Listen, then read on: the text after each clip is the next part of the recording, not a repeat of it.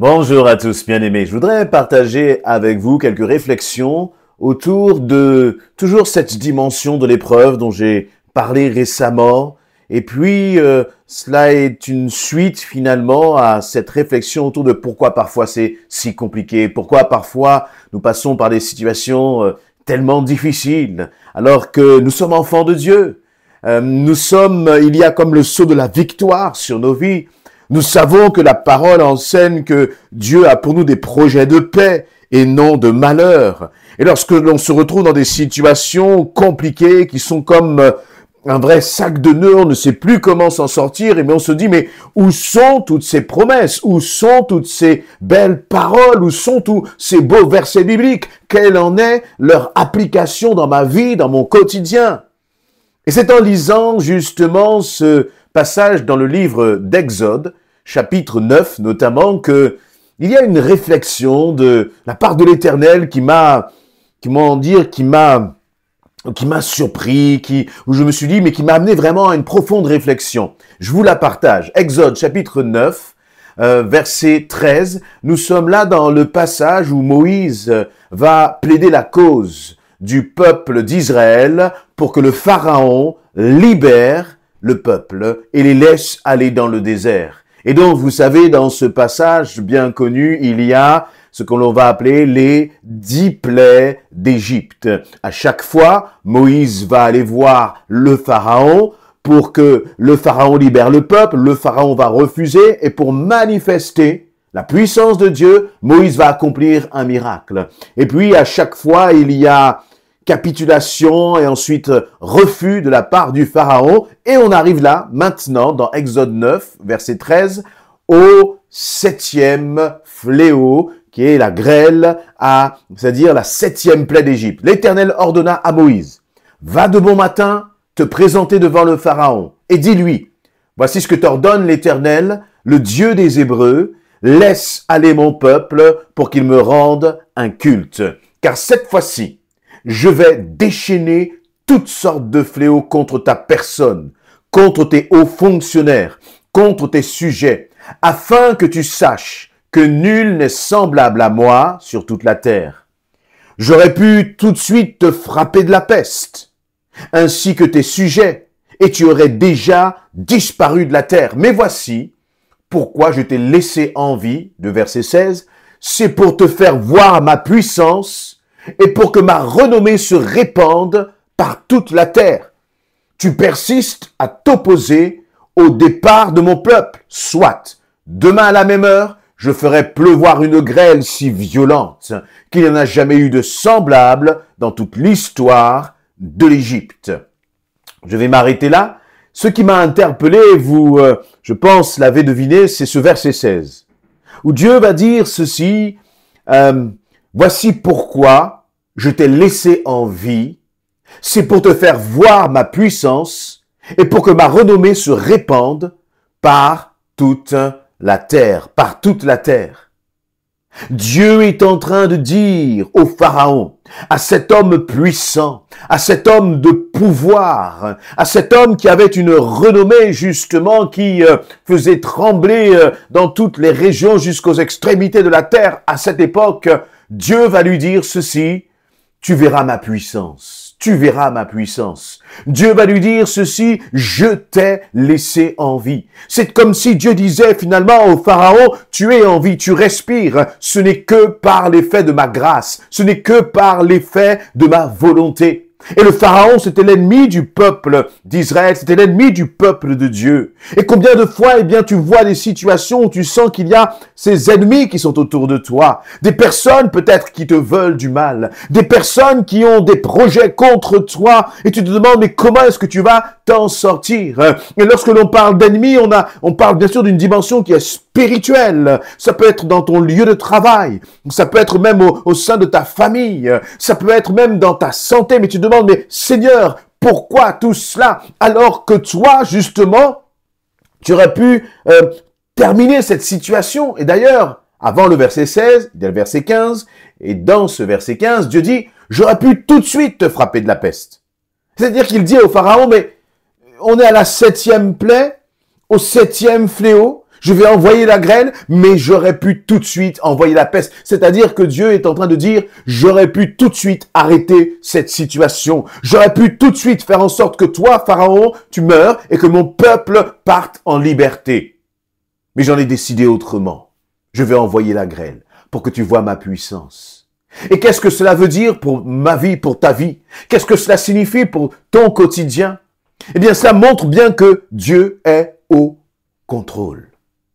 Et Dieu dit, il est en train de dire au Pharaon, je suis au contrôle. Je suis souverain. Je tiens toutes choses entre mes mains. En un instant, je peux faire que tout s'arrête maintenant, mais j'en décide autrement. Parce que j'ai un projet. Parce que j'ai un objectif. Et vous savez, dans nos vies, nous devons réaliser que Dieu a un objectif qui n'est pas toujours aligné au nôtre. Et c'est bien cela souvent le problème. Dieu permet telle ou telle autre situation dans ta vie, même quand c'est difficile, mais il a un projet. Il a un plan. Nous ne comprenons pas. Parfois, cela nous fait souffrir. Mais c'est là où nous devons manifester notre pleine confiance en notre Dieu. C'est là où nous devons dire, Seigneur éternel, peu importe si j'ai raison ou pas, ce qui compte, c'est que ton règne vienne, que ta volonté soit faite, dira Jésus. Et je crois que c'est cette attitude-là, cette façon de penser que nous devons adopter dans nos cœurs. Dire, Seigneur, ce qui compte, c'est que ta volonté soit faite. Ta volonté soit faite. Et il y a un prix à payer. Parce que au final, plus il y a des plaies qui vont s'ajouter, plus il y a des fléaux, et plus la main du Pharaon va être lourde sur le peuple d'Israël. À chaque fois que Dieu va manifester un fléau, va envoyer un fléau, le Pharaon va comme se rebeller, s'entêter, s'endurcir, et c'est le peuple d'Israël qui va en payer le prix. Alors, fléau après fléau, le peuple d'Israël n'en peut plus. Ils se disent, mais pourquoi, Seigneur? Et en plus, imaginez cela, c'est que Dieu dit, je peux te frapper de la peste tout de suite. C'est-à-dire, je peux arrêter cette situation tout de suite. Et c'est ce que nous voulons, c'est ce que nous désirons. Dans tout ce que nous traversons, la chose que nous demandons, c'est Seigneur, agis. Pas demain, pas après-demain, mais tout de suite. Et je crois que c'est légitime de demander au Seigneur d'agir tout de suite. Lorsque vous êtes sur un lit d'hôpital, lorsque vous êtes chez vous et que vous souffrez, que vous êtes pris là par la maladie qui vous fait mal, qui vous fait souffrir et que cela dure, bien sûr que le cri de notre cœur, c'est « Seigneur, tout de suite, agis ». Lorsque vous voyez les situations difficiles dans votre famille, un père, une mère qui souffre à cause justement peut-être de la situation dans laquelle se trouvent ses enfants, eh bien tu cries à Dieu et tu dis « Seigneur, tout de suite, agis ». Et parfois, le Seigneur agit. Parfois, le Seigneur répond tout de suite. Mais d'autres fois, il répond à temps. Ou d'autres fois, un peu comme là, c'est un peu dur ce que je vais dire, mais c'est une réalité. Parfois, le Seigneur laisse les choses, presque parfois, se dégrader. Et vous allez me dire, mais un Dieu d'amour peut-il faire cela? Ou peut-être que vous allez être surpris par ce que je viens de dire, mais n'est-ce pas ce qui est arrivé lorsque Jésus est appelé par les amis de Marthe et de Marie, en leur disant, et on va voir Jésus en leur disant, mais viens vite à la maison, viens vite chez Marthe et Marie, parce que Lazare est gravement malade. Et Jésus va faire les choses dans le temps de Dieu. Et parce qu'il va faire les choses dans le temps de Dieu, parce que finalement il arrivera, entre guillemets, trop tard. Et il va arriver alors que Lazare est déjà mort, qu'il sent déjà bien mauvais. Comme pour attester vraiment ce n'est pas être entre guillemets un peu mort, il est vraiment mort. Mais ce n'était pas trop tard pour Dieu. Parce que c'est à travers la résurrection de Lazare que Dieu a manifesté sa puissance. C'est à travers ta situation où tu es au fond du trou que Dieu va manifester sa puissance. Mais as-tu assez de foi pour tenir? La réponse est oui. tu as suffisamment de foi parce que la parole dit aussi que Dieu ne met pas d'épreuve au-delà de nos forces. Donc, lorsque toi, tu crois que tu ne pourras plus tenir, lorsque toi, tu crois que tu vas lâcher la main du Seigneur, la réalité, c'est que ce moment où tu vas lâcher la main du Seigneur, il n'y a que le Seigneur lui-même qui le sait. Et son désir, ce n'est pas de te mettre, de te pousser à bout. Non. Son désir, c'est de manifester sa gloire, justement à travers ta foi. À travers ta foi. Lorsque vous voyez des frères et des sœurs qui passent par des moments difficiles, et que dans ces moments difficiles, ils s'attachent au Seigneur, ils s'accrochent à lui, ils déclarent « Rien ne me séparera de l'amour de Jésus-Christ », comme l'a fait l'apôtre Paul, alors ce sont ces frères et sœurs dans ce type de situation qui encouragent votre foi, qui nourrissent votre foi, parce que vous voyez combien dans la difficulté, il reste fermement attaché à Jésus-Christ.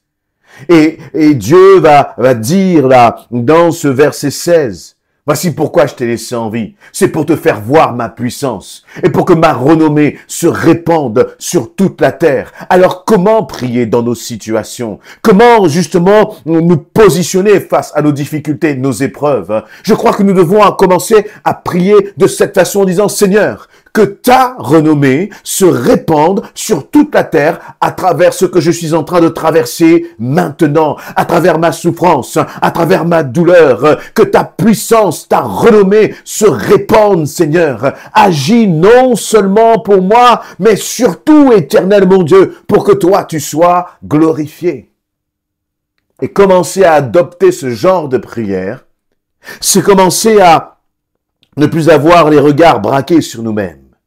C'est commencer à regarder non plus à nous-mêmes, mais à regarder au Seigneur. C'est commencer à dire, Seigneur, ce que je veux vivre, bon comme mauvais, difficile comme facile, les bons jours comme dans les mauvais jours. Je veux que tout dans ma vie tourne pour ta gloire, pour ton royaume, pour ta justice, que tout soit l'occasion de la manifestation de ta puissance, Seigneur.